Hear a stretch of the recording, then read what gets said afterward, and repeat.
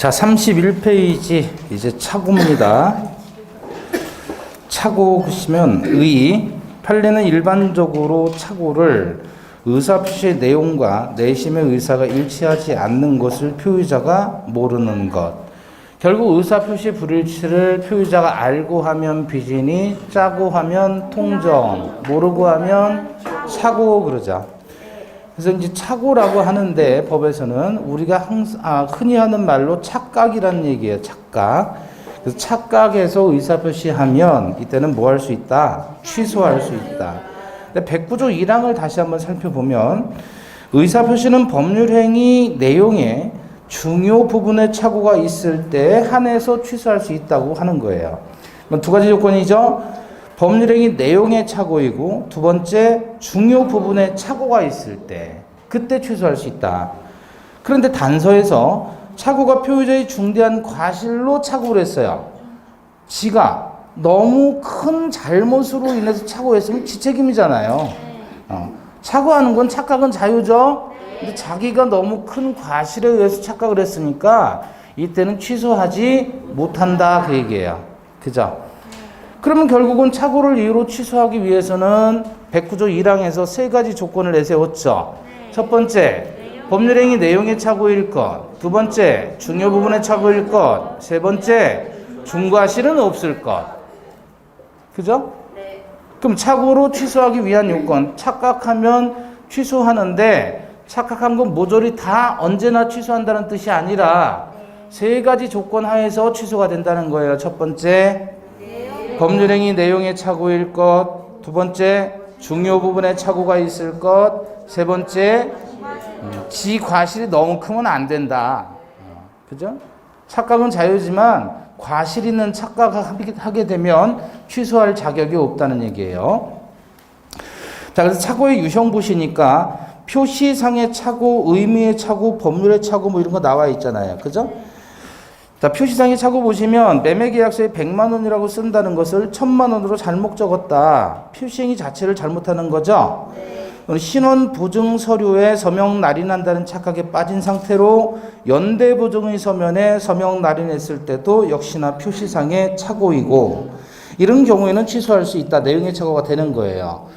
의무의 착오, 법률의 착오 다 내용의 착오인 겁니다. 문제는 넘겨보시고 동기의 착오와 그 해결 그랬어요. 자, 예를 들면 전철역이 들어설 것이라고 오인하고서 토지를 고가로 매수하는 경우 그랬죠? 자, 그 문장에서 법률 행위의 내용은 뭐죠? 토지를 고가로 매수하는 것. 요게 법률 행위의 내용이에요. 그러면 전철역이 들어설 것이라고 오인했다. 요건 뭐예요? 요게 동기라는 거예요. 동기. 예? 동기. 동기는 같은 기수를 얘기하죠. 그게 아니라 법률 행위를 하게 된 의도나 이유를 얘기해요. 예? 예. 이게 봐봐요. 이거 뭐죠? 약자예요. 그린벨트. 해제된다는 소문을 듣고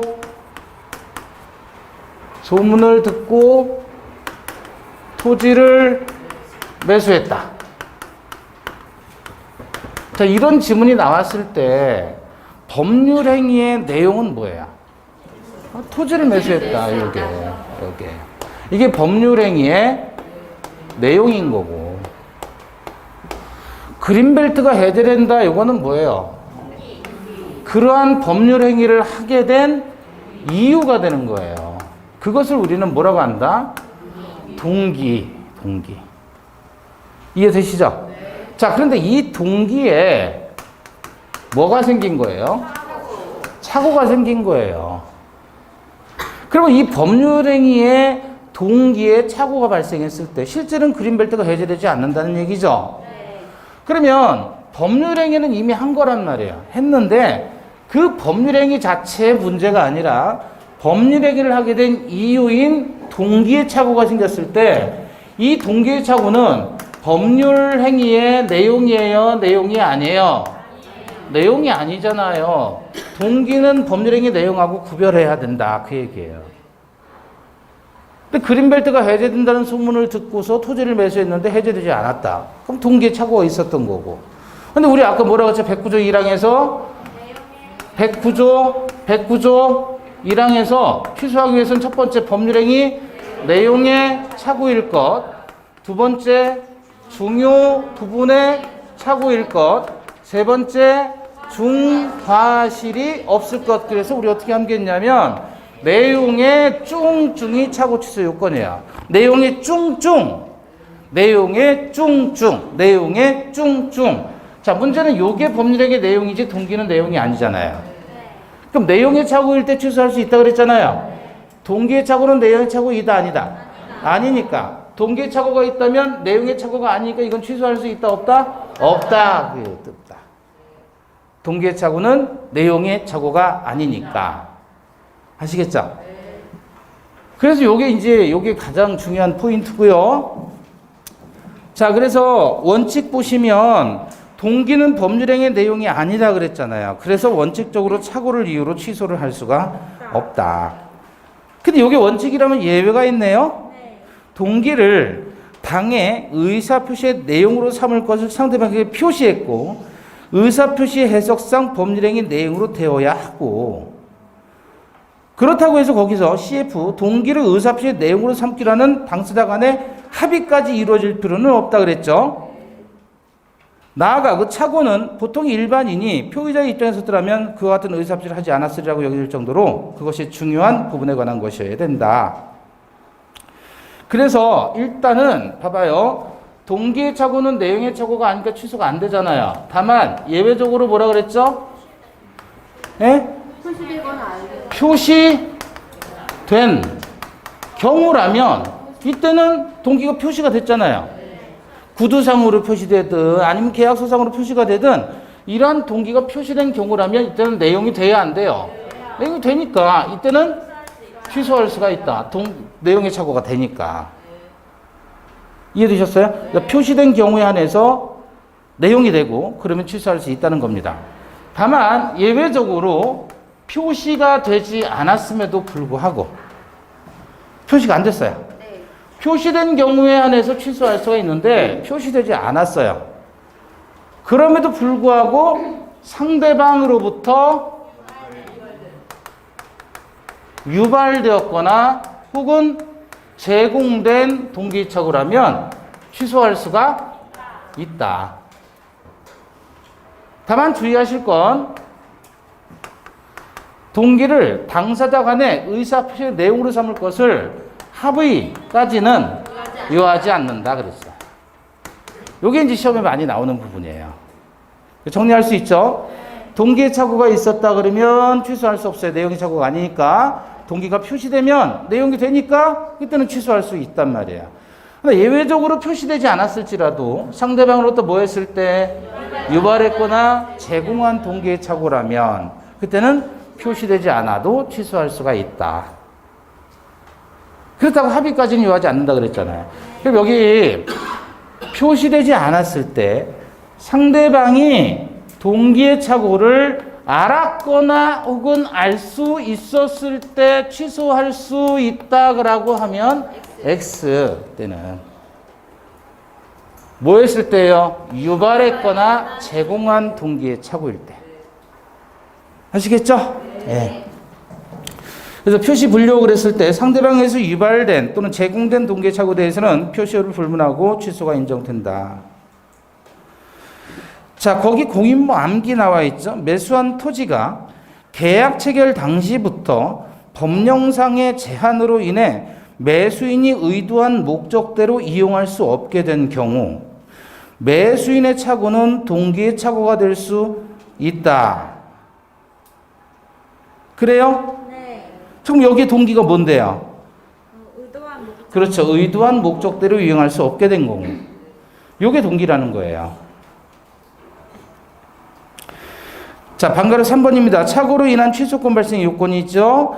중요 부분에 착오가 있어야 되고, 그죠? 오른쪽 페이지에 중대한 과실이 없어야 되죠. 그러면 중요 부분에 착오가 있어야 된다 그랬을 때 판단 기준이에요. 주관적으로 중요 부분이어야 되느냐, 객관적으로 중요 부분이어야 되느냐에 대해서 우리 판례는 뭐로 봅니까? 이중 기준. 표의자 입장에서도 중요 부분이고 객관적으로 봐도 중요 부분이다 그 얘기예요. 근데 중요 부분이 뭐란 말이에요? 중요 부분이란 말이 뭐예요? 중요 부분은 어떤 걸 중요 부분이라 그래요? 중요한 부분? 그 중요 부분이 어떤 게 중요 부분이에요? 네? 센터? 중요 부분. 센터라고 하죠. 센터. 중요 부분이 어디예요? 중요 부분. 네? 착오해서 계약을 한 거예요. 만일 착오하지 않았다면 법률행위 하지 않았을 정도의 중요 부분을 얘기하는 겁니다. 누구 기준에서? 누구 기준에서? 표의자 입장에서도 중요 부분이고 일반인 입장에서도 중요 부분이고, 그래서 기준을 두 개를 들이댄다 그래서 이중 기준이라고 얘기를 하는데, 이중 기준설. 착오자만 중요 부분이어서는 안 돼요. 예? 다른 사람 입장에서도 중요 부분이고, 착오하지 않았다면 법률행위 하지 않았을 정도의 중요한 부분을 얘기하는 겁니다. 자, 그러면 중요 부분에 대해서 중요 부분에 해당한다고 하는 것도 있고 중요 부분이 아니라고 한 것도 있어요.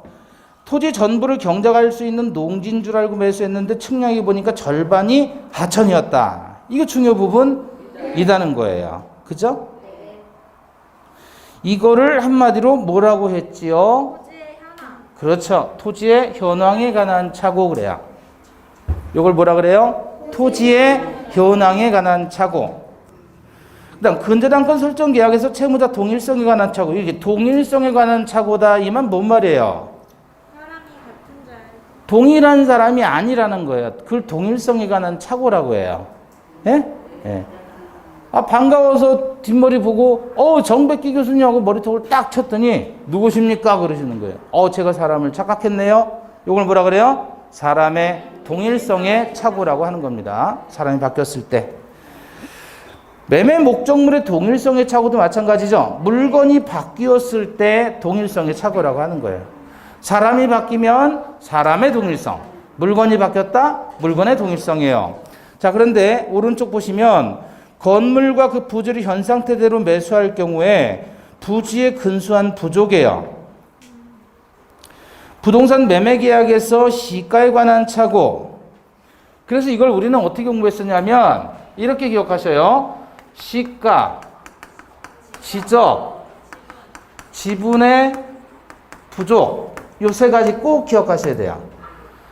근데 판례를 보면 무지하게 많은 것들이 많이 나오는데 그거 다 볼 필요 없고 이것만 보시면 돼요. 시가, 지적, 지분의 부족. 시가에 관한 착오예요. 이거 중요 부분이다 아니다? 아니다. 시가에 관한 착오는 대다수가 동기의 착오일 경우가 많아요. 두 번째 지적이에요. 지적이 뭐예요? 토지 면적. 1000제곱미터인 줄 알고 샀는데 990제곱미터였다. 이렇게 지적이 부족하거나 또는 대지 지분이 부족했다. 이런 것들이 일반적으로 중요 부분이 아니다라고 보는 겁니다. 따라서 얘네들은 취소할 수 있는 상태 이해요? 아니에요? 아니란 말이죠. 그 다음에 표의자가 경제적 불이익을 입지 않은 경우에요. 가압류 등기가 없다고 믿고서 보증을 했는데 가압류가 있었어요.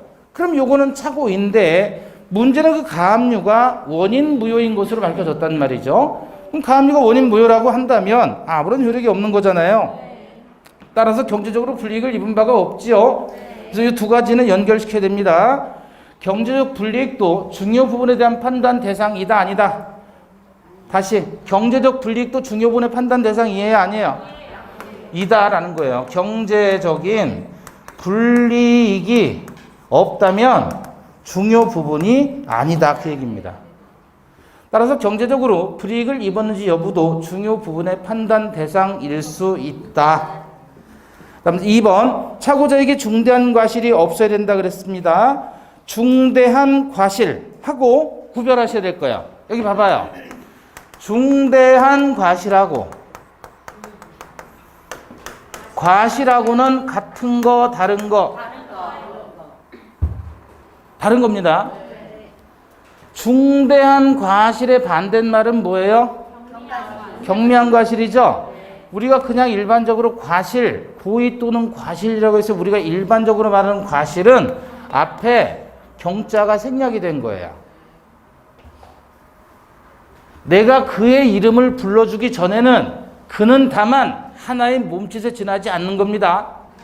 그러나 내가 경이라는 단어를 붙여주었을 때 그는 나에게로 와서 꽃이 되는 거예요. 아시겠죠? 생각할수록 기가 막힌 시 아니에요? 요거 관심을 가져야 되는 거예요. 그러니까 중대한이라는 말이 있고 없고가 구별이 됐을 때 우리는 과실이냐 중대한 과실이냐 요걸 구별할 수 있는 거란 말이에요. 근데 경미한 과실이라고 표현을 안 해요. 그냥 과실 그러면 경과실인 거예요, 당연히. 이 경은 무슨 경? 가벼울 경. 이거는 무거울 중.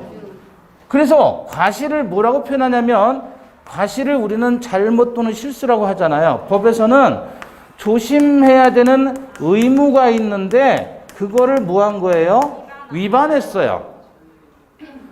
주의 의무를 위반해요. 운전하는 사람은 전방 주시해야 되죠? 근데 전방 주시를 하지 않고 눈 감았어요. 그럼 전방 주시 의무 위반이잖아요. 그래서 사고가 났다 그러면 과실이에요, 과실. 경이라는 말도 붙이지 않아요. 과실이에요. 그런데 중대한 과실이다 그러면 이건 어떻게 붙여줄까요, 이름을? 주의 의무 위반은 그대로 와야 되죠? 중대한이라는 말이 번역이 돼야 되죠, 또. 어떻게? 그렇죠, 현저한. 현저한. 눈에 띄도록. 그래서 현저한 주의 의무 위반이다 그러면 중과실인 거예요.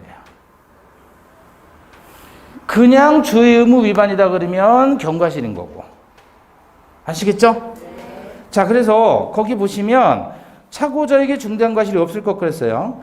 그래서 중과실의 기준이 뭐냐 그랬을 때 표의자의 직업, 행위의 종류, 목적 등에 비추어 보통 요구되는 주의를 현저히 결여하는 것. 어디에 따옴표가 있어요? 현저히. 그러니까 요구되는 주의를 결여했다라는 말은 결국 뭐예요? 요구되는 주의 의무를 위반한 거예요. 요구되는 주의 의무를 결여한 것이에요. 요구되는 주의 의무가 없었던 거예요. 네? 근데 그게 현저한이 들어가면 중과실인 거예요. 자, 그럼 봐봐요, 다시. 중과실이 없을 때 취소할 수가 있잖아요. 다시 여기. 내용의 착오이고 중요 부분의 착오일 때 취소할 수가 있죠. 근데 중과실이 없을 때 취소할 수 있단 말이죠. 그러니까 얘는 내용의 착오일 때 취소할 수 있고 중요 부분 착오일 때 취소할 수 있고 중과실은 없어야 취소할 수가 있는 거예요. 기호가 반대로 바뀌어요. 그죠? 중과실이 없어야 취소할 수 있는 거예요. 중과실이 없다는 얘기는 경미한 과실은 있을 수도 있는 거죠. 따라서 과실 있다라는 말은 중과실이 아니다라는 말하고 같이 쓸 수 있는 거죠. 동의하세요? 과실이 있다라는 말은 중과실은 아니란 얘기예요. 경미한 과실만 있을 뿐이지. 그러면 이 경우에도 중대한 과실이 없으니까 취소할 수 있는 것이에요, 없는 것이에요? 그래서 문장을 이렇게 이제 바꿔치는 거죠. 과실 있는 차고자는 취소할 수 있다예요. 아, 다시. 과실이 있다는 말은 조금 잘못했다는 거죠. 경과실이 있다는 얘기죠. 경과실이 있다는 말은 중과실은 아니란 얘기잖아요. 중과실이 없을 때 취소할 수 있지요. 중과실이 없을 때 취소할 수 있으니까 과실이 있다는 말은 중과실은 아니라는 얘기고 따라서 과실이 있다는 말은 중과실이 없다는 표현이니까 과실 있는 차고자는 취소할 수 있다가 되는 거예요. 중과실일 때 취소할 수 없는 거예요. 자, 이렇게 이해해 놓고 또 따져보잔 말이에요. 착오를 지가 하는 거예요. 그죠? 자기가 내용에 대해서 중요 부분에서 착오를 했어요. 지 맘대로. 착각은 자유라 그랬잖아요. 그런데 그 착각이 자유로운데 자유로운 착각을 해도 취소할 수 있는 거죠. 단 자기 잘못이 크지 않았을 때 취소하라는 얘기예요. 자기가 착각을 했는데 너무 큰 과실이었다. 그럼 취소할 자격이 없다는 얘기예요. 이해되셨어요? 네. 와닿지 않아요? 와닿아요? 네. 자, 그러면 중대한 과실을 인정한 판례와 중대한 과실을 부정한 판례, 요걸 보는데 공장부지, 중과실을 긍정한 판례 먼저 봐요. 공장부지를 매수함에 있어서 토지상에 공장을 건축할 수 있는지 여부를 관할관청에 알아보지 않았다면 중대한 과실에 해당한다, 안 한다? 중대한 과실에 해당한다는 거죠. 중대한 과실에 해당하니까 취소할 수 없다가 되는 거예요. 그래서 이걸 우리는 공장사건이라고 합니다. 공장사건 그럼 이렇게 기억하시고, 오른쪽에 보시면 부동산 중개업자가 다른 점포를 매매 목적물로 잘못 소개해서 매수인이 매매 목적물에 관해서 착오를 일으켰다. 그 밑에다 쓰세요. 창신상회 사건. 창신상회 사건. 창신동 알아요? 서울에 있대요. 예. 그런데 여기는 6평짜리 상가 건물이고 여기는 12평짜리 상가 건물이에요. 요 거리는 1m 30cm밖에 안 돼요. 그런데 평당 1,000만 원으로 보통 시세가 나와 있어요. 그러면 6평짜리면 6천만 원이고 12평짜리면 1억 2천이죠. 그래서 매도인 갑이 공인중개사 A를 데리고 가가지고 근처에 가서 손가락으로 적어요 이렇게 했어요. 그래서 이 갑은 뭐라고 얘기를 했냐면 얘가 매도인인데 얘는 6평짜리를 지칭을 한 거예요. 현장에 직접 가지 않고 멀리 떨어져서 저겁니다 이렇게 얘기를 해준 거예요. 근데 얘는 뭘로 알아들었냐면 12평짜리로 알아들은 거예요. 얘가 중개인인데 중개인이 뭐를 했죠 지금? 착오를 했네요. 그죠? 그래서 그럼 얼마에 내놓으시려고요? 그랬더니 8천에 내놓겠습니다 라고 이야기를 한 거예요. 8천만 원에. 그러니까 공인중개사 입장에서는 1억 2천 나가는 거 금매로 내놨구나. 그래서 을을 매수인으로 소개를 해줬어요. 근데 을을 데리고 갔는데 물론 현장에 또 가지 않고 여기서 얘는 적어요. 그래서 12평짜리를 지칭하고 얘도 12평짜리인 줄 알고 적어요. 그런 거예요. 다 손가락으로 적어요. 아시겠죠? 네. 그랬을 때 결국 매도인이 팔려는 것은 6평짜리였고 얘가 사려는 건 12평짜리였잖아요. 계약이 체결됐는데 착오를 이유로 해서 이쪽에서 취소를 하더라. 되겠느냐 이거죠. 그럼 누가 착오했어요 지금? 매수인이 착오를 했네요. 얘가 현장에서 직접 확인했어요? 현장에서 확인 안 했어요? 확인 안 했죠? 매매 목적물을 현장에서 확인도 하지 않고 중개인의 말만 믿고서 거래를 했을 때 매수인에게는 중대한 과실이 있다는 거예요? 없다는 거예요? 없다는 거예요. 얘가 전문가니까 전문가 믿고 거래한 거 아니에요? 그렇죠? 따라서 중개인의 과실을 매수인의 과실로 볼 수도 없으니까 따라서 이건 중대한 과실에 해당하지 않으므로 따라서 취소할 수 있다는 거예요. 아시겠죠? 네.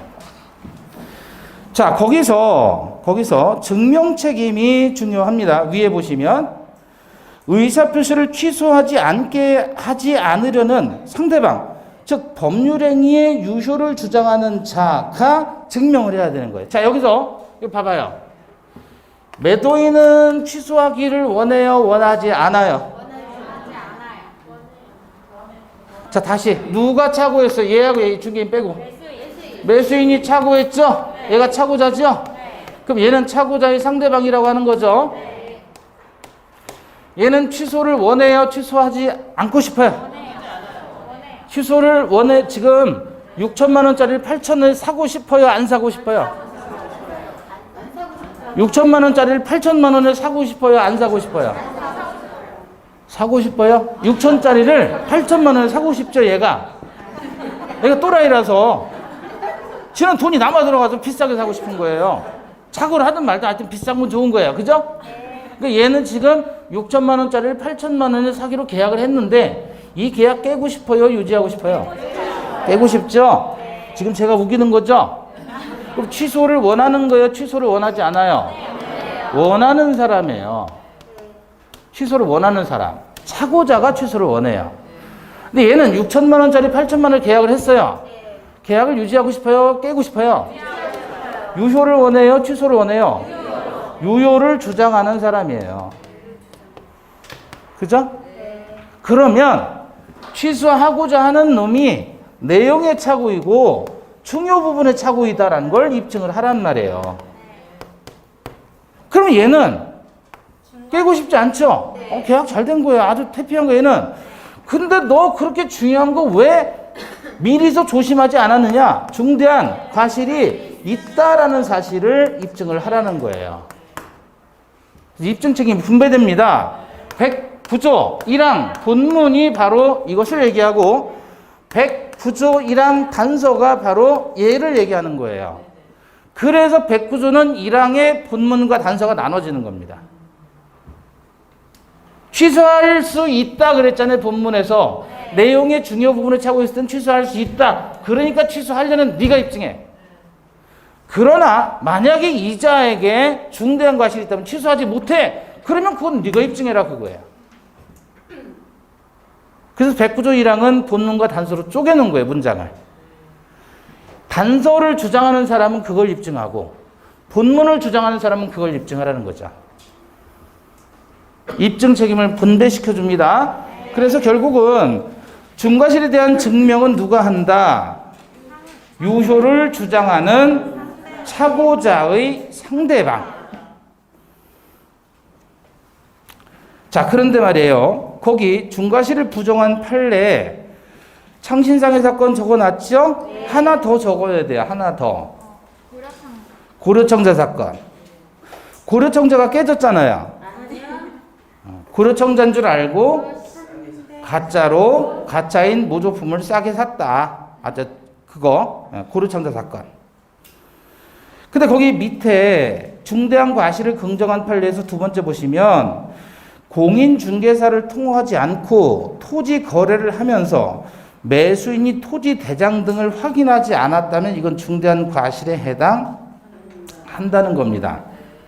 그럼 오른쪽하고 비교가 되겠죠. 창신상의 사건하고. 창신상에는 전문가를 중간에 개입을 시켰잖아요. 그러니까 전문가의 말을 듣고 한 것은 상관이 없단 말이에요. 그런데 전문가의 도움을 받지 않고서 자기가 직거래하면서 대장도 확인해보지 않았다? 그것은 중대한 과실에 해당한다. 그 얘기입니다. 자, 효과입니다. 내용의 쭝쭝의 요건을 갖추면 뭐 할 수 있죠? 취소할 수 있다 그랬죠. 자, 근데 취소 배제입니다. 착오 취소 요건이 모두 갖춰졌을지라도 취소가 배제되는 경우들이 있대요. 첫 번째는 109조 착오로 인한 의사표시 취소에 관한 규정은 임의 규정일까요? 강행 규정일까요? 임의 규정. 자, 여기 봐봐요. 우리 민법에서 109조일 때 취소할 수 있어요. 착오일 때. 그죠? 110조 사기 강박일 때도 취소할 수가 있다 그랬어요. 그죠? 109조도 취소할 수 있다고 규정을 했고 110조 사기 강박도 취소할 수 있다고 규정했는데 얘는 무슨 규정이라고요? 임의 규정이라고 이해를 해야 되고 얘는 강행 규정이라고 이해를 해야 됩니다. 왜 그럴까요?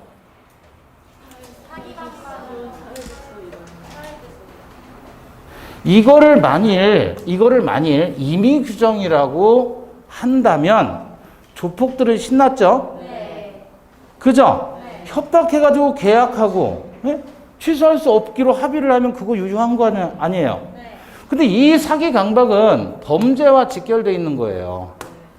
그러니까 얘는 강행 규정으로 이해를 해야 됩니다. 당사자가 이 규정과 다른 약정을 하는 건 안 돼요.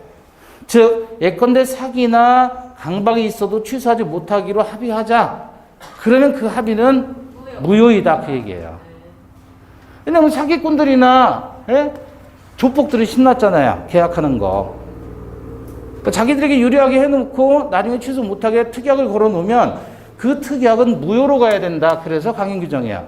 그러나 착오에 의한 의사표시의 취소의 문제는 사회 질서하고 상관이 없죠. 범죄하고 관련된 것도 아니죠. 그러니까 얘네들은 당사자가 얼마든지 마음대로 규정을 달리 합의해도 된다. 네? 자, 그 다음에 두 번째.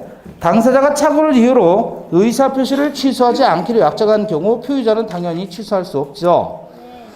자, 넘겨보시고. 상대방이 착오자의 진위에 동의했다. 상대방이 착오자의 진위에 동의한 경우 착오자는 의사표시를 취소할 수 있다, 없다? 없다는 거예요. 착오자의 진위에 동의를 했어요. 자, 여기 봐봐요. 갑이 X 토지를 팔려고 하는 의사이었는데 잘못해서 Y 토지로 잘못 쓴 거예요. 을이 Y 토지로 판다고 표시를 한 걸 보고 아, 그럼 Y 토지 사야 되겠구나라고 생각을 한 거예요. 예? 그럼 계약은 성립한다, 안 한다? 성립하죠? 뭘로? Y 토지를 성립하는 거예요. 그러나 얘는 뭐를 했어요, 지금? 착오를 했어요. 의사표시가 일치하지 않은 걸 모르고 했단 말이에요. 근데 얘는 의사표시 일치했죠? 얘는 문제 없어요. 그래서 얘 의사표시는 Y로 확정되는 거고 얘 의사표시는 표시대로 확정이 되지만 결국 당사자의 의사가 일치해요, 일치하지 않아요? 의사가 일치하지 않으니까 착오를 이유로 취소할 수 있도록 해주는 겁니다. 그런데 다시 봐봐요. 갑과 을 사이에 둘이 합의한 건 X 토지를 팔고 사기로 합의했어요. 근데 얘가 잘못해서 번지수를 잘못 쓰는 바람에 Y 토지를 기재했고 을도 그것이 Y 토지인 줄 알고 잘못 생각한 거예요. 계약은 성립한다, 안 한다? 둘 다 합의한 건 뭐였어요? X죠? 그죠? 근데 표시만 지금 잘못된 거죠? 이건 뭐 문제예요? 오표시, 무해의 원칙이에요. 왜 무해냐면 의사가 일치하니까 의사대로 계약이 성립한다라는 겁니다. 그럼에 해로움이 없다는 게 오표시 무해 원칙이에요. 당사자 의사가 일치했죠? 그래서 이걸 우리는 쌍방 공통의 착오라고 했어요. 쌍방 공통한 착오라고 했고 이 쌍방 공통한 착오일 때에는 서로 착오를 이유로 취소할 필요가 없다, 필요하다. 취소할 필요가 없다는 거예요. 의사가 일치하니까. 착오를 이유로 취소할 때는 의사가 일치하지 않았을 때 취소하는 겁니다. 아시겠죠? 그러니 상대방이 착오자의 진의에 동의를 한 경우라면 취소할 이유가 없죠. 의사가 일치하니까. 동의하세요? 네. 자, 그 다음에 대항불능 착오로 인한 의사표시의 취소는 그럼 의사표시를 취소했단 말이에요. 착오를 이유로 취소하게 되면 취소효과 뭐죠? 취소효과 소급 무효잖아요. 소급 무효. 그럼 무효면 역시 선의의 제3자에게 대항하지 못한다. 그래서 상대적인 무효이다. 다른 제도의 관계입니다. 자연적 해석 요거는 오표시 무효 원칙과 비교해서 지금 본 거고요. 불법행위 손해배상 문제 경과실로 인해 착오에 빠진 표의자가 착오를 이유로 취소한 경우 그럼 여러분 착오를 이유로 취소하는 것은 109조 1항에서 정한 요건에 따른 취소이잖아요. 합법적인 거예요? 불법인 거예요? 착오에서 취소한 건 합법인 거죠? 그러니 불법행위는 성립하지 않는다는 거예요. 다음 계약 해제 후에 착오의 취소입니다. 매도인이 매수인의 중도금 지급 채무 불이행을 이유로 매매 계약을 적법하게 해지한 이후인데 그럼 매도인이 지금 매수인이 중도금 안 주니까 해지를 해버린 거예요. 계약을 깼는데 매수인은 계약 해지에 따른 불이익을 면하기 위해 해제되면 손해배상 당하는 불이익이 있죠. 그래서 그 불이익을 면하기 위해서 중요 부분의 착오를 이유로 취소권을 행사해서 계약 전체를 무효로 할 수도 있다. 결국 해제와 취소는 중첩적으로 경합된다는 얘기예요. 채무 불이행으로 해제가 되었음에도 해제로 소멸된 법률 행위를 다시 착오를 이루어 취소할 필요가 있다. 왜냐하면 손해배상 당하는 불이익을 면하기 위해서.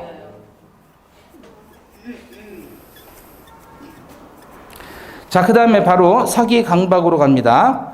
110조 보면 1항 사기나 강박에 의한 의사표시는 취소할 수 있다 그랬고, 2항에서 상대방이 있는 의사표시에 관하여 제3자가 사기나 강박을 행한 경우에는 상대방이 그러한 사실을 알았거나 알 수 있었을 경우에 한해서 취소할 수 있다 그랬어요. 그리고 3항에서 전 2항의 의사표시의 취소는 전의의 제3자에게 대항하지 못한다 그랬죠?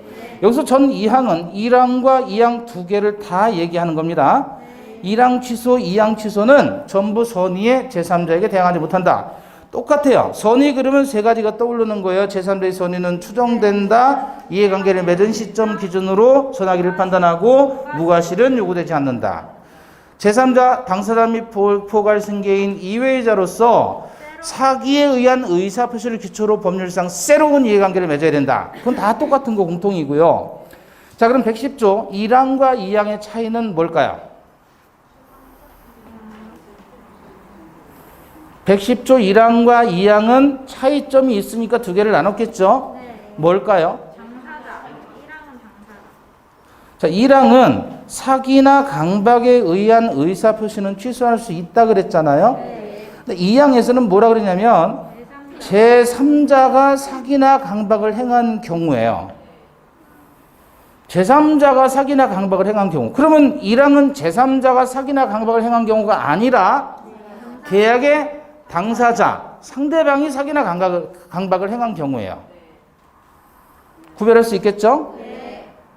자, 그러면 상대방이 사기나 강박을 한 경우, 계약의 두 당사자 중에 한 사람이 사기나 강박을 쳤을 경우고, 2항은 계약하는 당사자가 있는데 그 당사자가 아닌 제3자가 사기나 강박을 행한 경우를 얘기하는 겁니다. 그럼 어떤 차이가 있냐면 상대방이 사기나 강박을 했을 때는 바로 취소할 수 있는데 반해서 제3자가 사기나 강박을 했을 경우에는 표의자가 사기나 강박을 당한 사람이 의사표시를 한 것에 대해서 사기나 강박에 의했다는 사실을 그 계약 당사자인 상대방 측에서 알았거나 알 수 있었을 때 한해서 취소할 수 있다는 거예요. 1항은 언제나 취소할 수 있다는 얘기고 2항은 알았거나 알 수 있었을 때 한해서 취소할 수 있다는 얘기입니다. 자, 보시면 일단 사기에 의한 의사표시 요건, 의사표시 있고요. 사기자의 고의가 있고 기망행위와 위법성이 있는데 이렇게 보시면 돼요. 칠판 보시고요. 자, 110조 1항은 을이 갑에게 기망 또는 강박행위를 하는 거예요. 그래서 얘가 속아가지고 기망을 했다라는 말은 착오에 이르게 됐다는 얘기고 강박을 했다라는 말은 공포심이 유발됐다는 얘기고 그 상태를 이용해서 갑이 을에게 의사표시를 했다.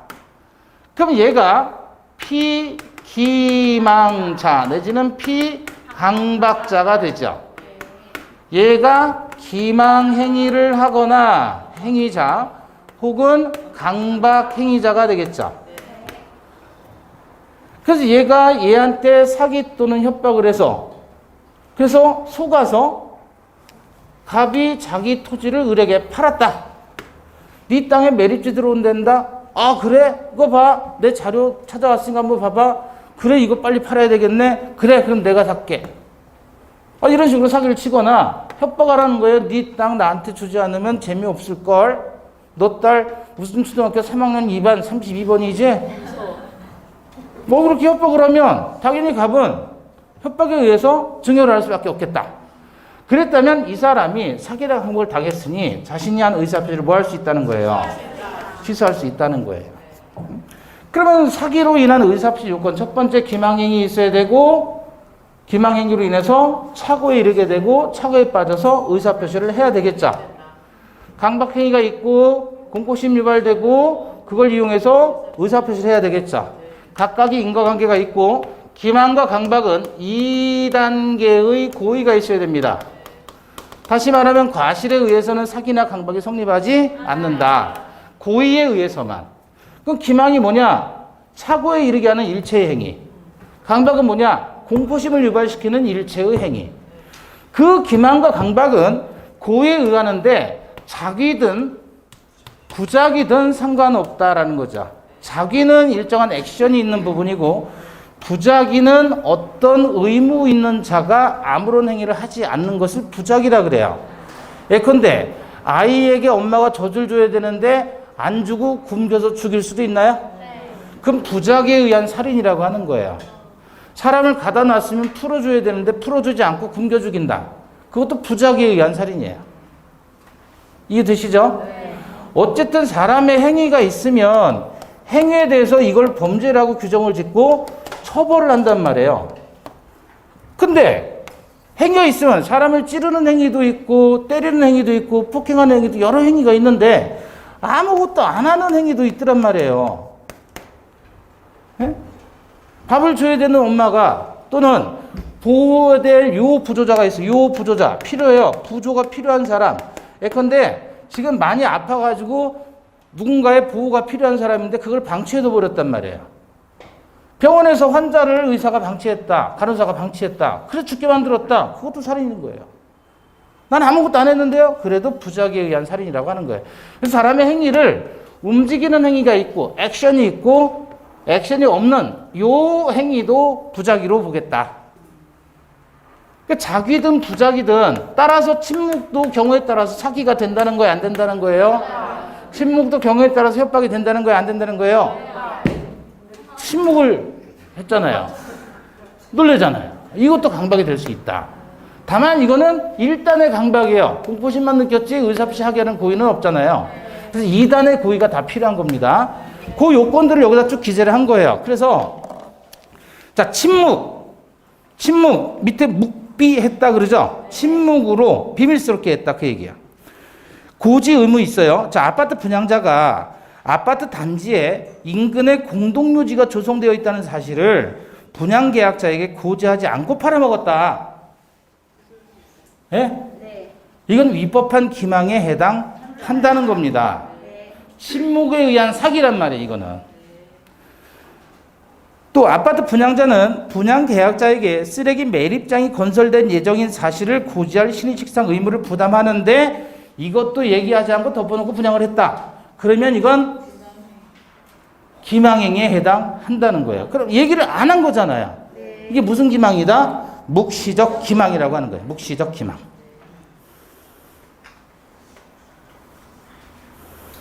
그 제가 지난번에 언제예요? 설날에 제가 기망 현장을 목격했잖아요. 네. 전을 사는데 거슴돈을 더 줬는데 들고 갔어요. 아줌마가. 그래서 순간에 이거 현행범인데 이게 내가 체포를 할까 말까 얘기를 해줄까 하다가 그냥 갔어요. 잘했어요? 그 1,000원 더 받아갔어요. 그 아줌마가. 야 번개같이 갔어요. 그리고 옆에 있는 남편이 그걸 보고 있었는데 남편도 알고 있었거든요. 그냥 가 그러면서 막 가는 거예요. 저는 이 현장을 어떻게 해야 되나 고민을 한참 했어요. 그래서 와이프한테 얘기하니까 지랄을 하네. 저는 참을 수가 없는 건데.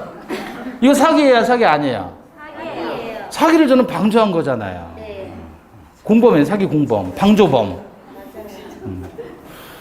그러면 이게 왜 사기냐면 거스름 돈을 더 받았으면 신의식상 더 받았기 때문에 돌려줄 의무가 있고 알려줄 의무가 있는 거예요. 근데 그러한 의무를 이행하지 않고 침묵했다는 것은 묵시적 기망이다 그 얘기예요. 그것도 사기입니다. 네. 돈 1,000원에 목숨 걸지 말아요. 현행범이에요 그거. 네. 자, 그 다음에 위법성과 관련해서 고지 의무 없는 거 있죠. 네. 이것도 시험에 많이 나옵니다. 교환계약의 당사자 일방이 자기 소유 목적물의 시가를 묵비했다. 시가를 알려주지 않은 거죠. 이거는 위법한 기망에 해당하느냐 그거예요. 위법하지 않다. 누구나 계약을 통해서 자기에게 이익이 되려고 하는 의사가 있기 때문에 설령 자기 목적물의 시가를 알려주지 않았다. 또는 시가를 진짜 시가보다 훨씬 높은 가격으로 허위로 고지했다 그래도 이거는 묵시적 기망에 해당하지 않는다는 게 판례입니다. 위법성 동그라미 보시면 상품의 선전 광고에 있어서 거래의 중요한 사항에 관해서 구체적인 사실을 신의 측에 비추어 비난받을 정도의 방법으로 허위로 고지했다면 기망에 해당하지만, 그러나 요거 위법성이 있다. 근데 비난받을 정도라고 얘기를 했죠. 요게 포인트예요. 바로 밑에는 보시니까 선전 광고에서 다소의 과장 허위가 수반되는 것 밑줄 그시고, 일반적으로 상품의 선전 광고에서 과장이 들어갔다 그러면 기망행위가 아닌 거예요. 그래서 오히려 위의 판례를 지워버리셔요. 차라리. 위의 판례는 위법성이 있다라고 본 판례는 상품의 선전 광고라는 단어가 들어갔잖아요. 근데 이게 중요한 게 아니고 둘째 줄에 신의 성질에 비춰 비난받을 정도의 방법으로 허위 고지했다 이렇게 표현한 게 요게 포인트인 거예요. 비난받을 정도의 방법으로 허위를 고지했다. 요게 포인트고, 밑에 보시면 선전 광고의 다소의 과장이나 허위가 수반되는 것은 그것이 일반 상거래 관행과 신의 측에 비춰 시인될 수 있는 한 기망성이 결여된다. 그 밑에도 마찬가지죠. 분양회사가 상가를 분양하면서 그곳에 첨단 오락타운을 조성해서 수익을 보장한다는 다소 과장된 선전 광고예요. 이것은 위법한 기망행위에 해당하지 않는다. 그래서 그 두 개 판례가 시험에 많이 나옵니다. 그거하고 위법성이 있다는 판례하고 구별하셔서 보셔야 돼요. 키워드는 상품 선전 광고, 다소의 과장, 요게 들어가면 덮어놓고 위법하다, 위법하지 않다라고 보시면 안 되는 겁니다. 그 다음에 마지막에 특별한 사정이 없는 한 교환계약의 당사자 일방이 자기 소유 목적물의 시가를 허위로 고지한 것은 기망이 아니다 그랬죠. 그래서 교환계약과 관련해서 위에 고지 의무 없다라고 하는 것, 그거하고 같은 판례입니다. 이 판례가 넘겨보시고, 자 거기 공인무 암기 보시면 타인의 과실 있는 기망행위로 인하여 착오에 빠져서 한 의사표시는 사기를 이유로 취소할 수 없습니다. 왜냐하면 얘는 기망행위가 아니에요. 포인트는 뭐예요? 기망이나 강박은 2단계의 고의에 의해서만 가능합니다. 근데 여기서 뭐라고 했냐면 과실 있는 기망이라고 그랬잖아요. 기망이나 강박은 고의에 의해서만 되는 것이지 과실로는 기망이나 강박이 성립하지 않아요. 그래서 이게 틀린 지문이다라고 하시면 안 돼요. 자, 그 다음에 재산상의 손해를 입히려고 하는 의사가 기망행위를 하는 자에게 있을 것을 요하지 않는다. 이 말은 뭐냐면, 자, 봐봐요.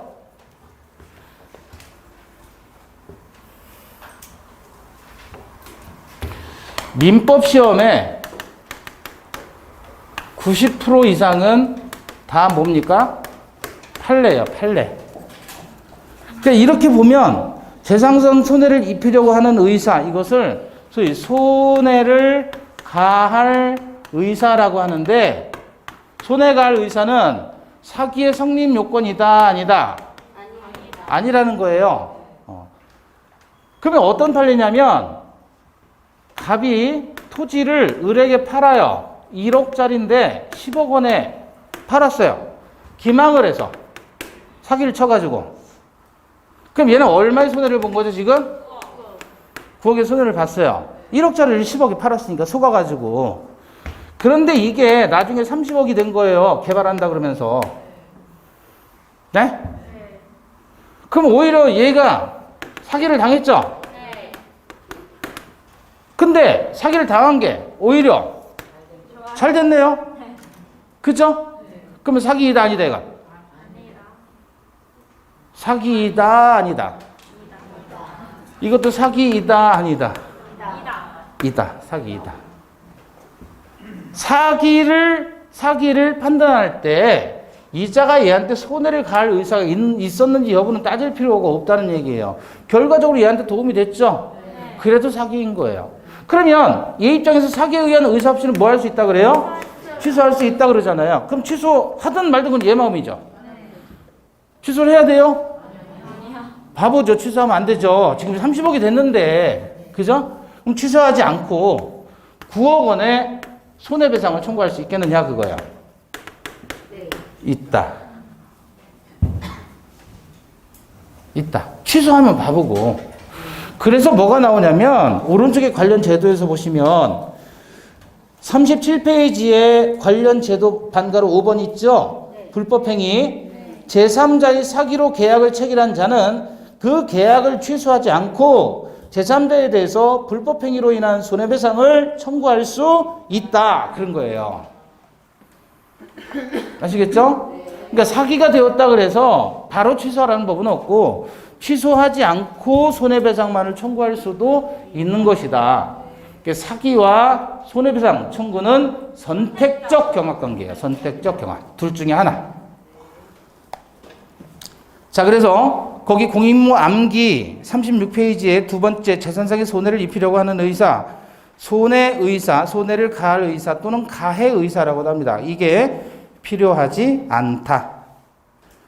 강박에 의한 의사표시와 요건에서 위법성 보시면 쭉 내려가서 해악의 고지로서 추구하는 이익이 정당하지 않은 경우, 즉 고소, 고발이 부정한 이익의 취득을 목적으로 한다면 위법하다는 겁니다.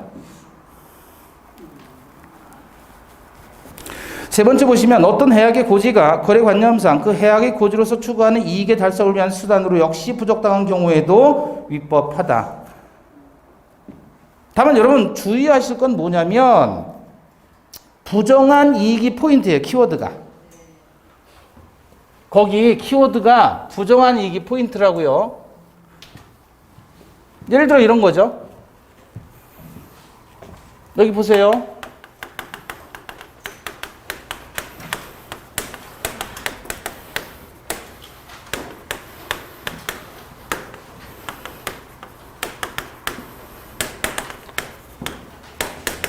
뭐라고 썼죠? 부정한 이익의 취득을 목적으로 한 정당한 권리 행사라고 했어요. 이거 위법하다, 안 하다? 위법하다. 여기서 정당한 권리 행사다 그랬잖아요. 그럼 위법하지 않은 것처럼 보이지만 포인트는 뭐라고 했어요? 이거. 부정한 이익. 그러면 정당한 권리 행사라는 걸 빙자해서 부정한 이익을 취득하는 게 목적이란 말이죠. 그죠? 이런 경우는 위법하다. 그래서 포인트를 어디다 두시냐면 권리 행사로 포인트를 두지 말고 여기다 포인트를 두란 말이에요. 부정한 이익. 자, 다시 왼쪽으로 와보시면 36페이지에 강박에 의한 증여 그랬죠? 무효가 되는 경우 강박에 의해 자유로운 의사결정의 여지가 완전히 박탈되어 그 외형만 있는 법률행위는 무효이다. 그래서 그거 옆에다가 쓰세요. 절대적 강박.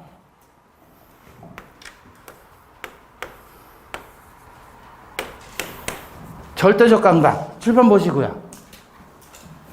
강박을 했어요. 강박을 했는데 공포심을 준 거죠? 네. 저희 삼순이가 집에서 오줌을 아무 데나 막 싸요. 예? 강아지인데 오줌을 아무 데나 막 싸니까 제가 겁주는 거예요. 오줌 싸지 말라고. 그래서 오줌 지가 싼 거를 이렇게 냄새를 맡게 해주고 베란다로 가서 꼴 흔들었어요. 너 오줌 싸면 너 이렇게 돼. 그랬더니 이 강아지가 또 오줌을 싸는 거예요. 그때의 오줌은 그냥 오줌이 아니죠. 강박의 정도가 뭐죠? 극심하잖아요. 그러면 오줌 방향이 좌하향, 우하향하는 방향이죠? 이거는 무효인 오줌인 거예요.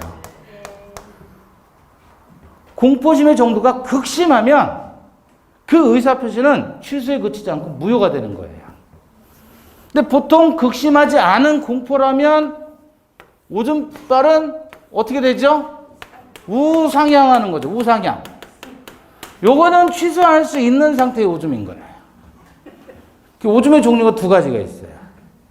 우상향하냐 아니면 좌우하향하냐. 그래서 이렇게 가는 오줌은 무효, 이렇게 가는 오줌은 취소가 되는 거예요. 그러면 오줌이 일로 가느냐는 둘 중에 한 군데로 정해지는 거예요? 양쪽으로 같이 발사돼요? 둘 중에 한 군데로 가는 거죠. 아, 이렇게 가다가 얘가 힘이 떨어지니까 이렇게 가는 거지 처음부터 이렇게 갈 수는 없는 거 아니에요. 그죠? 둘 중에 하나인 거예요. 강박으로 인해서 무효를 주장했을 때 강박으로 인한 취소까지 포함되어서 주장하는 것은 아니라 따따로 가는 거예요. 강박 무효와 강박 취소는 각각 별개의 요건으로 따로따로 주장해야 된다. 따따로. 강박에 의한 의사표시가 무효라는 주장 속에 강박으로 취소하겠다는 주장이 포함되어 있다고 볼 수는 없다. 별개입니다. 아시겠죠? 따따로. 그러면 역시 이것도 무효와 취소에 이중효가 적용되는 거네요. 그쵸? 아까 통정호의 표시는 무효지만 채권자가 취소할 수 있다 그랬잖아요. 이중효 적용되죠? 미성년자가 의사 무능력 상태에서 떡이 된 상태에서 의사표시를 했어도 역시 이중효 적용되죠.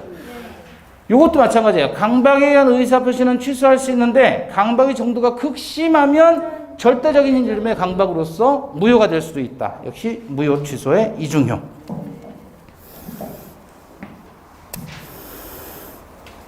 자, 그 다음에 오른쪽에 이번에 효과. 사기나 강박에 의한 의사표시는 취소할 수 있다 그랬죠. 그러나 취소로서 선의의 제3자에게 대항하지 못한다 그랬고, 방금 4번 제3자의 사기 강박일 때예요. 제3자의 사기 강박.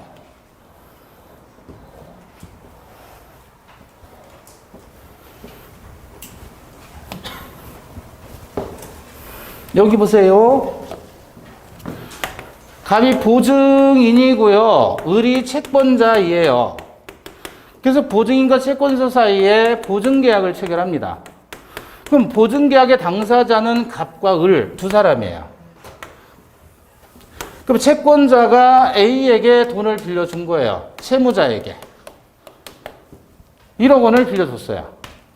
그럼 얘가 채권자인데 채무자에게 돈을 빌려주고 얘한테 얘기를 한 거예요. 너 담보가 없으면 보증인 세워와라. 그래서 얘가 얘한테 가서 사기 혹은 강박을 해서 얘가 보증계약을 체결하게 되는 거예요. 사기 강박을 친 사람은 110조 1항은 상대방이 직접 얘한테 사기 강박했을 때고, 지금 이건 아니고 상대방 당사자가 아닌, 보증계약의 당사자가 아닌 제3자, 얘들 입장에서는 제3자죠. 보증계약의 당사자가 아닌 사람이 사기 강박을 했을 때를 얘기해요. 그럼 이 경우 피기망자, 얘 피강박자가 얘잖아요. 얘가 취소권자로서 보증계약을 뭐 할 수 있다? 취소할 수 있는데, 그러려면 상대방이 제3자의 사기강박 사실을 알았거나 혹은 알 수 있었을 때 한해서 취소할 수 있다는 얘기예요. 따라서 악의 또는 과실일 때 취소할 수가 있는 거예요. 그러니까 뒤집으면 상대방이 선의 그리고 무과실이라면 취소할 수가 없다는 얘기죠. 따라서 제3자의 사기 강박에 의해서 의사표시를 취소했을 때는 상대방이 선의 무과실인 경우에 한해서 취소할 수 있다 그러면 X. 상대방이 악의 또는 과실인 경우에 한하여 취소할 수 있다 그러면 맞아야. 선의 무과실일 때 취소할 수 있다 그러면 X. 그러면 이것도 뜻을 이해해 보세요. 제3자가 사기 강박했다는 사실을 얘가 알았을 때, 그럼 이놈이 지금 은행에 와가지고 보증인이 달달달달 떨면서 보증계약 체결한다는 사실을 얘가 알아요. 그럼 보증계약 해야 되겠어요? 말아야 되겠어요? 말아야 되는데 했다 그러면 얘는 취소 당해도 된다는 거예요, 얘 입장에서는. 근데 얘는 전혀 모르고 아무런 잘못이 없어요. 그렇다면 사기 당한 사람이 억울할지라도, 보증인이 억울할지라도 이때는 취소 못한다는 거예요. 상대방이 선의 무과실이라면. 이해되시나요? 네. 자, 그런데 얘하고 한 통 속이 되면 어떻게 될까요? 그놈이에요. 짜고치는 고스톱인 거예요. 명절에 여러분 혼자 있는데, 예? 친구 내외하고 셋이서 고스톱 쳐요. 근데 분명히 친구 내외가 분명히 다른 사람인데, 연들이 속 맞추면서 짜고 치면 열 받아요, 안 받아요? 예? 이놈의 연놈들, 그러잖아요. 그놈이라니까. 다시 말하면 몸은 둘인데 마음이 하나인 패거리들이란 말이에요. 그럼 이 연놈들을, 예? 제3자로 봐야 되겠어요? 상대방하고 똑같이 봐야 되겠어요? 그러니까 제3자가 상대방과 동일시 할 수 있는 경우라면 얘들은 그냥 한 팀으로 보겠다는 거예요. 제3자를 안 보고. 제3자로 봤을 때는 알았거나 알 수 있었을 때 한해서 취소가 되니까 상대방의 선의 무과실하면 취소가 안 되잖아요. 근데 사실은 얘네들이 짜고 치는 고스톱을 한다면 그러면 선임 무과실 때 취소하지 못한다는 이 규정을 적용할 게 아니라 110조 1항으로 가서 한 팀으로 보겠다. 그러니까 언제나 취소하는 거예요, 이때는. 그 얘기를 거기 나와 있는 37페이지에 나와 있는 제3자의 사기 강박의 경우로 보고 있습니다. 잠시 쉬었다가 다시 설명할게요. 예.